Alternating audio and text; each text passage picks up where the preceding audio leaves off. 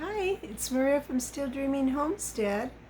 I'm glad to be able to read you another chapter in this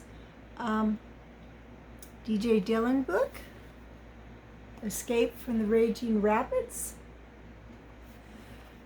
I still don't have any internet at my house, so I can't download this till I go into town, but I'm going to go into town tomorrow, so I'm excited to get to do this. If you remember, last time we read The Devil's Washing Machine, and I'm going to read just a little bit to, because it's been a while.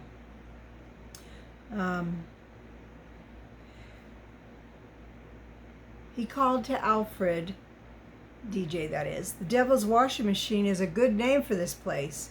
Before Alfred could answer, Connie yelled, "Jump to!" It was the command DJ had heard often enough in the last few days, let me straighten this up, to know what that meant. So that they had to leap to the high side of the raft to keep it down so it wouldn't flip. Immediately, DJ obeyed, but it was too late. The raft smacked hard against a huge boulder. DJ felt a severe shock wave pass through the boat as it rode up on the rock. DJ was thrown forward, face down. Out of the corner of his eye, he saw someone sail overboard. DJ's legs, solidly wedged under the rope thwarts, kept him from going overboard. When DJ raised his head, he saw a terrible sight. A pair of tennis shoes attached to legs in a wetsuit stuck straight up out of the water. That person was pinned head down between the raft and the boulder. But who was it? Okay, chapter 12, the final challenge. "Alfred!" DJ's astonished cry sounded even above the rapid's roar. He tried to stand up to help, not understanding exactly how the accident had happened, but knowing the upside victim had to be freed immediately or drowned. It was almost impossible for DJ to keep his balance in the raft. It rested at a 45-degree angle. So, let's see, that would be kind of like this. Against the boulder, the stern partly submerged. The craft was pinned there by tons of water pressing against it. The overboard person was crushed between the raft and the rock, face down in the river. DJ reached out and frantically grabbed the upside-down tennis shoes. He pulled, but the legs were held fast by the raft. DJ shifted his efforts to push the boat away from the pinned body, but it was useless. Desperately, DJ tried again, almost moaning in his anxiety. His mind tumbled. How could he be upended and caught between the raft and the boulder? DJ saw an orange life jacket bouncing downstream through the rapids. Instantly, the boy had the answer to his question. The victim's life preserver had not been properly snapped. He was thrown overboard when the raft first collided with the boulder and bounced back slightly. The force of the turbulent water had stripped the vest away. Without the jacket's buoyancy, its ability to float, to keep the victim's head up, the tumbling current had upended him, had just rolled him. And that's how he got upside down. Had upended him. He was pinned face down with the raft smashed into the boulder the second time. "Help me," DJ cried, looking around for the first time to the others still in the raft. Opposite DJ, in the left bow position, Tony was trying to stand up to obey. Out of the corner of his eye, DJ could see Connie was shouting something from the nearly submerged stern. DJ caught a movement behind him and swiveled his head in surprise. "Alfred, I thought you..." DJ turned to look again at the legs sticking up between the raft and the boulder. "Tobin!" DJ breathed the name. "It's Tobin!" Suddenly, the current shifted slightly and tore the raft loose. It slid off to the left of the boulder and buckled downstream through the foaming rapids. About a second later, DJ saw Tobin's freed body slide off to the right. The wild current caught Tobin and tumbled him mercilessly, end over end through the foaming white water. He was slightly to the right and behind the raft. There was no time to think, only to react. DJ leaned far out over the right buoyancy tubes. He grabbed the first thing his fingers touched. Desperately, he pulled against Tobin's flopping left arm. "Gotcha!" DJ cried, leaning back and bracing his knees under the thwarts. He spoke too soon. The powerful water snatched Tobin away. Automatically, DJ leaned out again, but he couldn't quite reach Tobin. He was borne rapidly away into the whirling white water. His yellow helmet looked like a big cork in the rapids. DJ uncurled his legs from under the thwarts and dove overboard. In 3 swift strokes, he caught up with Tobin. DJ grabbed for the shoulders but couldn't get a grip. Desperately, DJ kicked closer and thrust his right arm under the unconscious boy's chest. The leaping rapids made it difficult for DJ to breathe. He couldn't see well either, for the waves sprang high in the air, but he caught a glimpse of the raft as it passed him. "Wait!" DJ yelled. The boat, built with flat bottom to skim the surface, was swept downstream faster than the boys. DJ saw Connie's frantic arms signals to Tony and Alfred to slow the raft so DJ and Tobin could catch up, but the current was just too powerful. "Wait!" DJ sputtered again as the water leapt into his mouth and nose, but he knew it was useless. The raft vanished around a curve. DJ turned his attention to Tobin. The older boy was stirring, moving, coming back to consciousness. DJ realized if he let go, Tobin couldn't survive without his life vest. At the same instant, DJ remembered the danger of foot entrapment. He glanced fearfully downstream. The worst of the Devil's washing machine was behind them.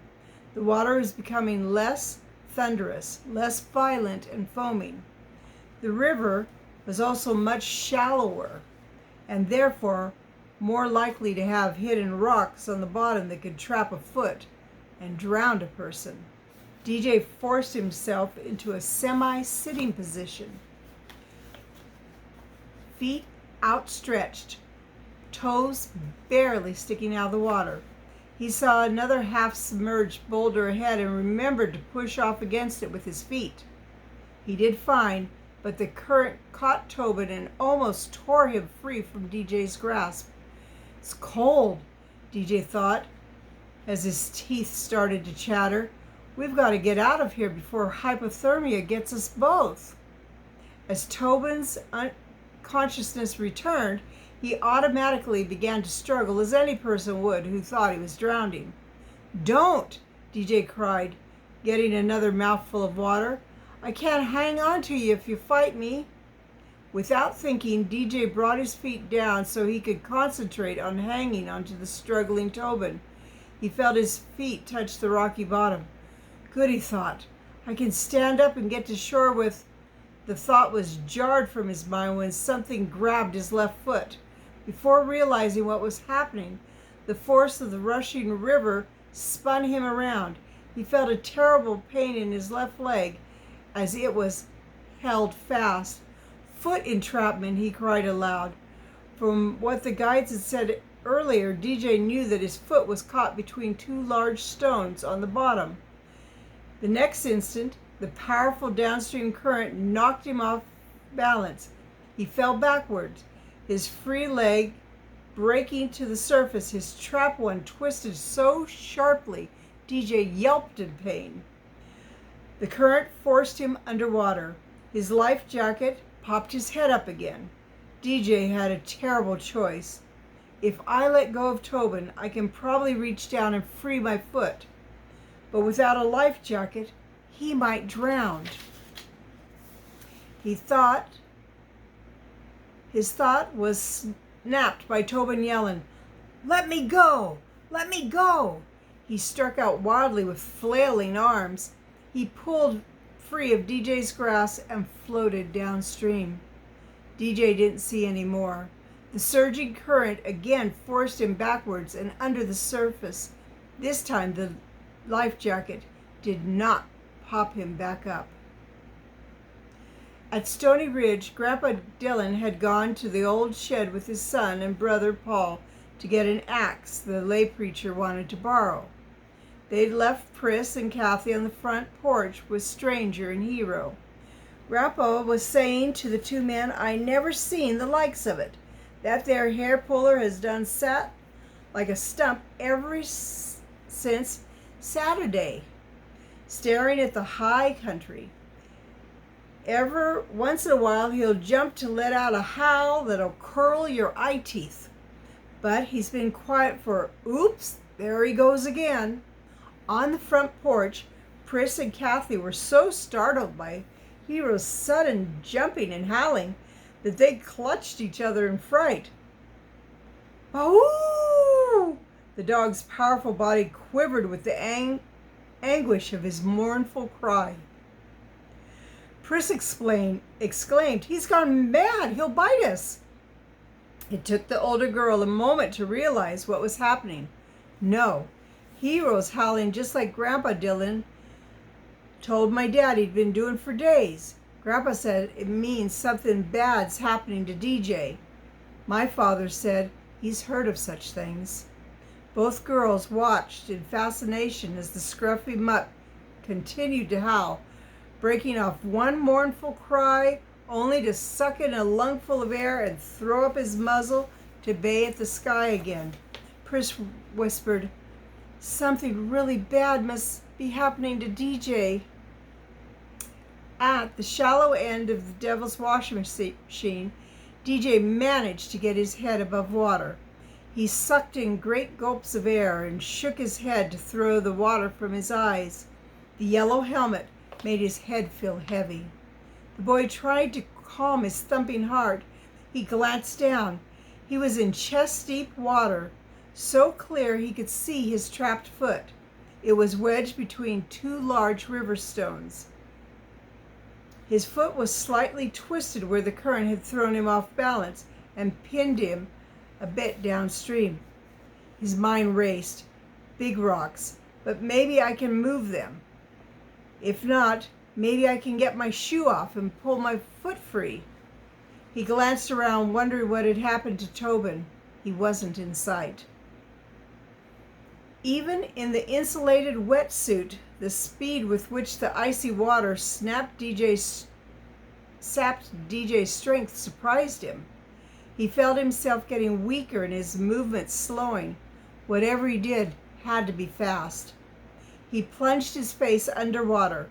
The shock of the cold current made him gasp, but he held his breath. The life jacket's buoyancy made it hard for him to stay submerged. He bent forward, his head and shoulders just above his knees.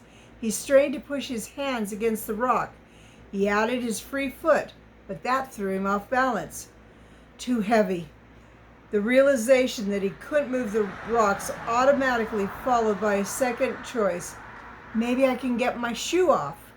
He stretched out his fingers. Can't quite reach it. Couple inches too short.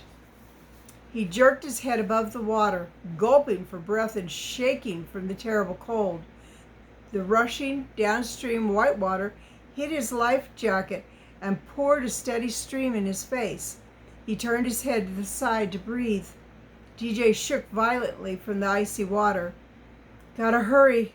Gotta get free before hypothermia makes me too weak.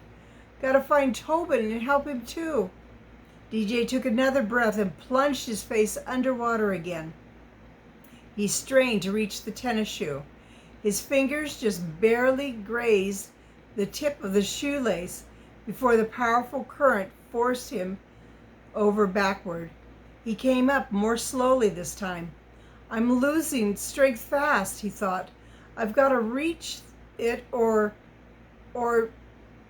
this time will be... He submerged his face and grabbed his left leg with both hands, frantically trying to pull his foot from the trapped shoe. Can't. Try pushing the free foot against the boulder. He strained hard, staying under until his lungs ached. Then he popped up for air again, gasping hungrily in great, ragged gulps. He had a frightening thought. It doesn't matter about the flea bite. Unless I get free this time, I'm going to die right here. He pulled himself forward against the powerful downstream current, thrust his face underwater, and again reached desperately for the trapped foot. It seemed he did everything in slow motion, and he knew this was the last time he'd have the strength to try. Can't quite reach it. Underwater, he heard the gurgling sound of the rapids and saw the trapped foot only 6 inches away. 5, 4, a little more. He stretched, pulling hard against the current, but it was no use. His oxygen-starved lungs made him surface, gasping for air. He looked wildly about at the world he might never see again. His mind and body were numbed from the cold. I'm going to die in a few feet of water, he thought. It doesn't matter if I got bubonic plague or not. Out of the corner of his eye, he saw a movement. Almost powerless with hypothermia. Not sure if he was seeing things or not, DJ slowly turned his head. Looks like Tobin, wading upstream toward me, but it can't be. I must be imagining things. Too tired, getting so weak. He closed his eyes, feeling the life jacket hold him up, feeling less pain in his trapped foot and leg. Then something grabbed him under the shoulders. DJ opened his eyes. Tobin? Tobin? He whispered weakly. Tobin didn't answer. He plunged his face into the icy water. DJ felt hands on his trapped foot. He felt one rock move. His foot slid free. That's all DJ remembered clearly. Vaguely, as though through a dense valley fog, such as those that come to the Sacramento Valley each winter, DJ seemed to see himself and Tobin floating downstream. Connie's raft was waiting. A lightweight, heaving line sailed through the air and plopped beside the boys. DJ heard Alfred yelling, "We've got him! Pull! Pull!" Then, through the mist shrouded in his mind, DJ felt himself yanked over the buoyancy tube with Tobin. Sometime later, Alfred seemed to be peering anxiously down at him. Alfred looked strange because he'd taken off his glasses, heavily streaked with water. Tobin looked up in surprise at Alfred and cried, "Hey, now I understand. It was you, not him. You're the one." Alfred asked, "I'm the one what?" "You're the one who... I mean, you didn't have your glasses on when..." He stopped suddenly, having almost blurted out, "When I burnt the cabin." Alfred exclaimed, "I can't even see 10 feet without my glasses. In fact, right now you're just one big blur. Anyway, I don't have any idea what you're talking about. Let's get DJ covered and then we can try to straighten this out." "Never mind," Tobin said swiftly. "Just forget the whole thing." DJ looked up at the scene and wondered, what's he talking about? Connie's voice was crisp through the fog, which was slowly clearing from DJ's mind. "All right, everybody. Summit City's just around the next bend. Get your paddles in the water and let's get to a doctor." DJ tried to smile from where he laid at the bottom of the raft. Just in time, too, he thought. Miles away, Grandpa Dillon rocked in his old red cane-bottomed chair, watching Hero. There was something different about the dog, causing the old man to frown thoughtfully, wondering what it was. As he had for the last few days, the dog stared toward the high Sierras. Sometimes Hero had whined. A few times he'd moaned so mournfully the old man's skin crawled with the fear that he just couldn't understand. Not once had the dog seemed to sleep. When Grandpa had gone to bed, Hero remained at his post. When the old man came out of the house in the morning, the dog seemed not to have moved. He hadn't eaten and had only drank from the yellow plastic bowl placed by the porch post. Slowly, as Grandpa puzzled over what was different, Hero sniffed the air. His long black nose twitching, his tattered ears fully erect, standing straight up, seeming to listen or hear something that the old man couldn't. Then, apparently satisfied, the dog's ears gently dropped. His body relaxed. For the first time in days, his stub tail wagged. Then, with a kind of high, contented sigh, he made a couple half circles and lay down. His eyes closed, and he was soon snoring, just like a human. Grandpa lifted his Irish shillelagh skyward, shook it in silent joy, his pale blue eyes filled with tears. "Thank you," he whispered. "Thanks." Late that afternoon, in the little town of Summit City, which straddled Mad River, 2 cars and a king cab pickup topped the last ridge and zipped into town. DJ and Alfred, standing on the high corner before the town's only medical center, waved at the approaching vehicles. DJ turned to face the rafters. "That's my family in the first car. Alfred's parents are in the pickup. Brother Paul's driving the car. The last car, that is." Alfred pushed his glasses high on his nose with an automatic thrust of his right thumb. "Looks like everybody's coming. I see my mother and father and little brother.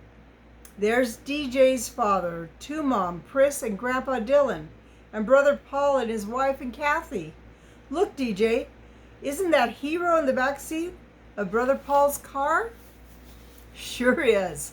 DJ knew that his pet couldn't ride in with 2 Mom because she was allergic to dogs. "Whoopee!" DJ yelled. "Everybody's together again."